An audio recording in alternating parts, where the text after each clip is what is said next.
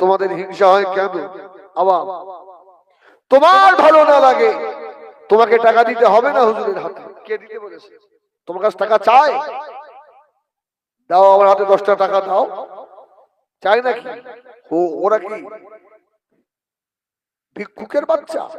টাকা চাই তোমার কাছে? পীর সাহেবরা সব গদিতে বসে আছে। আরে পাগলগুলো দেখো টাকা ঢিবি করতে, হ্যাঁ এদের চোখে ফোটে, হ্যাঁ তো চোখ অন্ধ হয়ে যাবে।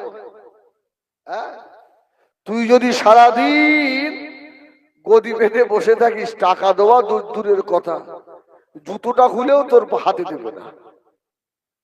দেবে? এই বলো না দেবে? দেবে না। আল্লাহ ওদের ইজ্জত দিয়েছে, জোরে বলুন সুবহানাল্লাহ। তোমার রাগ হয় কেন? হ্যাঁ আমি বলি বাংলার মানুষের কাছে ফুরফুরার পীর সাহেবরা হকদার, জোরে বলুন সুবহানাল্লাহ। কিয়ামত পর্যন্ত বাংলার মানুষ টাকা বয়ে বয়ে ফুরফুরায় দিয়ে আসতে হবে। কেন? কি লাশটা মনে না তা টাকা বয়ে দিয়ে আসতে হবে? দরগা পুজো করে শিরক করে বাংলার মানুষ মরে যেত, জাহান্নামী হয়ে যেত। আল্লাহ শুকর, মুজাদ্দিদে জামানের খিদমতে আল্লাহ এত সুন্দর একটা গোলাপের বাগান বানিয়েছে, জোরে বলুন সুবহানাল্লাহ। এখন বহু দল মত পথ বার হয়েছে। হ্যাঁ আমরা সকলকে ভালোবাসি, শ্রদ্ধা করি, তবে তৈরি করা বাগানে এসে তোমরা আবার তবলিগ করছো। কিন্তু তবলিগ তো করে গেছে মুজাদ্দিদে জামান পাঁচ হুজুর কিবলা, জোরে বলুন সুবহানাল্লাহ। তোমাদের হিংসা হয় কেন? আবার তোমার ভালো না লাগে, তোমাকে টাকা দিতে হবে না হুজুরের হাতে। কে দিতে বলেছে? তোমার কাছে টাকা চাই? দাও আমার হাতে 10টা টাকা দাও। চাই নাকি? ওরা কি ভিক্ষুকের বাচ্চা? টাকা চাই তোমার কাছে? না না, এই টাকাটা যখন পীর সাহেবের হাতে দেবেন, কোন আলেমের হাতে দেবেন, হ্যাঁ ভাববেন যে আমি হাদিয়া দিচ্ছি আমার রাসূলের সুন্নাত হিসেবে। সুবহানাল্লাহ। একটা সুন্নাত জিন্দা হবে। এই জন্য এবছরে প্রায় জলসায় আমি একটা বক্তব্য রাখছি, এতে হয়তো আম মুসল্লিদের একটু রাগ হয় আমার উপরে। রাগ হলেও ভাই বলতে হয়। কি জানেন, জুম্মার দিনে আজ থেকে নিয়ত করেন যে সপ্তাহে 20টা করে টাকা আল্লাহ রাস্তায় দেন। নিয়ত করা যাবে ইনশাআল্লাহ 20 টাকা। কেন? 10টা টাকা মসজিদে দেবেন, মসজিদের কোটোয়। সত্যি বলছি, এখনো আমি একটা মসজিদে জুমা পড়াই, খট করে যেই কোটোয় আওয়াজ হয় না, আমার তখন মাথার আর কাজ করে না। আমার আল্লাহ কি ভিখারি? এই আমার আল্লাহ ভিখারি? হ্যাঁ তুই 1 টাকা দিবি কেন? 1 টাকা দিবি কেন? যে আল্লাহ তোকে এত ভালো খাওয়ায়, তোকে সুস্থ রেখেছে, যে আল্লাহর জমিন, যে আল্লাহর আসমান, সে আল্লাহর ঘরে 10টা টাকা তোর হাতে ওঠে না? 10টা টাকা তোর হাতে ওঠে না? 10 টাকা মসজিদের কোটোয় আর 10টা টাকা মসজিদের ইমাম সাহেবের হাত ধরে মুসাফা করে হাদিয়া হিসাবে সুন্নাত মনে করে আল্লাহর আলেমের হাতে দেবেন। আল্লাহ জীবনে হাত থেকে টাকা ছাড়াবে না। বল আল্লাহুম্মা আমিন। আল্লাহ বরকত দেবে। আল্লাহ বাবা ভাইজানেরা, সোনা মানিকেরা, নবী আমার দিন দুনিয়া বাদশাহ হাবিবুল্লাহ জনাবে মুহাম্মদুর রাসূলুল্লাহ সাল্লাল্লাহু আলাইহি ওয়াসাল্লাম মদিনার মসজিদে নববী শরীফে আল্লাহ নবী বসে আছে, কয়েকজন সাহাবা মিলে একজন মদখোরকে ধরে নিয়ে চলে এলো। মদখোর বলে, ইয়া রাসূলুল্লাহ, এই মদ খাওয়া জায়েজ না জায়েজ? হারাম না? হারাম। কোন মদখোর যদি মদ খাওয়া অবস্থায় মারা যায়, ওর জানাজা পড়ানো যাবে? ওর মাটি দেওয়া যাবে? বলি সাহেব যদি আপনাদের ইমাম সাহেব সঠিক ফতোয়াটা যদি মেম্বারে দাঁড়িয়ে দেয়, ওর ইমামতি জুম্মায় যদি বলে আসরের নামাজে আর বলে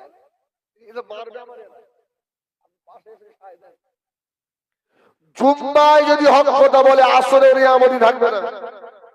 বেনামাজি যদি মরে যায় ওর জানাজা পড়তে হবে। ও ঠ্যাং ধরে পায়খানার ডাব্বায় ফেলে দাও।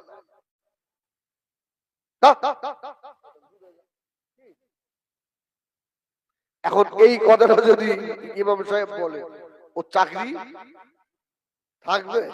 আমার তোমরা দাওয়াত দিলে আর না দিলে, টাকা না দিলে বেরোবেন তো বাংলা। এখানে প্রায় দিন আমি দাওয়াতে যাই, আর না দিলে আর কি করো ভাই। হ্যাঁ শোনেন আমার ভাইরা, আমার ভাইয়েরা, সোনা মানিকেরা পদখ ধরে নিয়ে এলো। সাহাবীরা বললেন, ইয়া রাসূলুল্লাহ, ইয়া হাবিবাল্লাহ। এই সাহাবীরা মদ খেয়েছে, আল্লাহ নবী সাজা দিলেন বারার বার। সাহাবী তওবা করলেন, ইয়া রাসূলুল্লাহ, ইয়া হাবিবাল্লাহ, আর খাবো না। তওবা করলাম। রাসূল বলল ছেড়ে দাও। কিছুদিন পরে আবার মদ খেয়েছে। সাহাবীরা আবার ধরে নিয়ে এসেছে, ইয়া রাসূলুল্লাহ, সেদিনে তওবা করে গেল না, আবার ফিরে চলে। হ্যাঁ ধরে নিয়ে এসে সাহাবীরা ওকে যা তা বলছে উল্টো পাল্টা।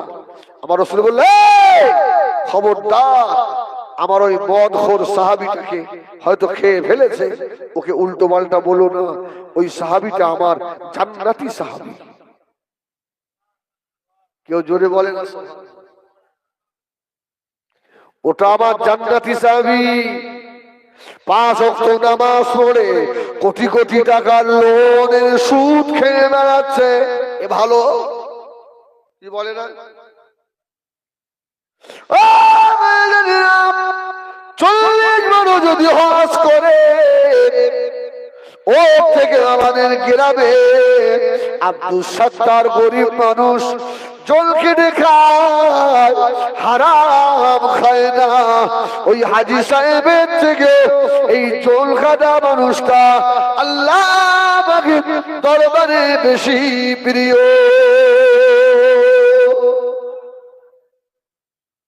আল্লাহ সুন্দর দেখেন না, আল্লাহ টাকা দেখে দোয়া কবুল করে না, ধনী দেখে নয়, আল্লাহ দেখেন ওয়ালাকিন যুরু ইলা কুলুবিকুম, ভিতর দেখে। জোরে বলুন সুবহানাল্লাহ। ভিতরটা কি? হিজবুল্লাহ গলা বাজিয়ে ওয়াজ করবে, খবর নিয়ে দেখেন লক্ষ লক্ষ টাকা ব্যাংকে সুদ করবে।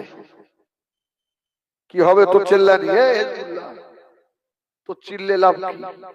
আবার দেখবেন যখন স্টেজে ওঠে লাল রুমাল নীল রুমাল গলায়,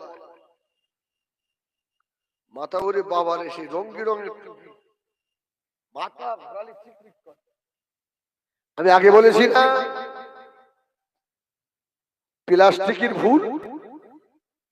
শোনেন তাহলে, আমি তখন হিপস কমপ্লিট করে, এটা অনলাইন হচ্ছে সব শুনবে তো তারা, কৃষ্ণনগর থেকে ভিতরে বাগমারা বলে একটা মাদ্রাসা, ওই মাদ্রাসায় আমি পড়াশোনা করি। আর ওই মাদ্রাসা তখন দায়িত্বে ছিলেন নদিয়া হাসখালি বেনালি বলে একটা গ্রাম। বেনালির আল্লাহর ওলি ছিলেন মাওলানা মতলুবুর রহমান সাহেব রহমাতুল্লাহ, বড় হুজুর পীর কেবলার খলিফা ছিলেন। সুবহানাল্লাহ, বড় হুজুরের খলিফা। তো মানুষটা এই এই চোখ দেখ, শেষ করে হবে দেখবি।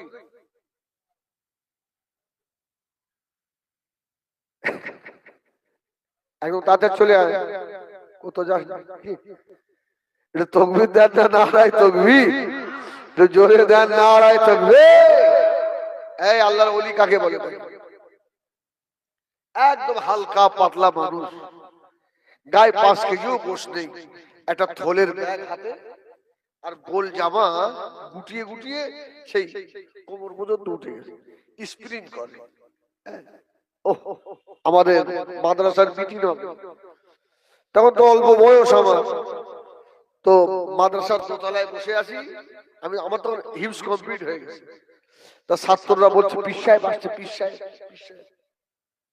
পীর সাহেব তো সেই গাড়ি করে, বলে সেই হেঁটে হেঁটে আসছে পীর সাহেব।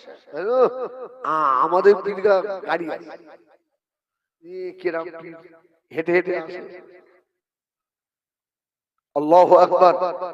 এসছে সব ছাত্ররা মুসাফা করছে, আমিও গিয়ে হাতে হাত দিয়েছি।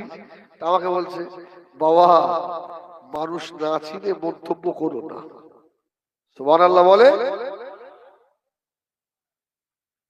আমার মতো এত সুন্দর টুপি নয়, এত ভালো দাড়ি নয়, এত ভালো গাড়ি নিয়ে ঘুরে না, এত ভালো জামা গায়ে দেয় না।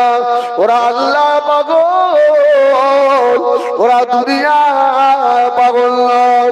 ও আমার বেইলেরা, আল্লাহ নবী বলেছিলেন ও আমার সাহাবীরা, আমি রাসূলুল্লাহ বলে দিলাম আমার ওই সাহাবীটাকে ভৎসনা করো না, উল্টো পাল্টা কথা বলো না।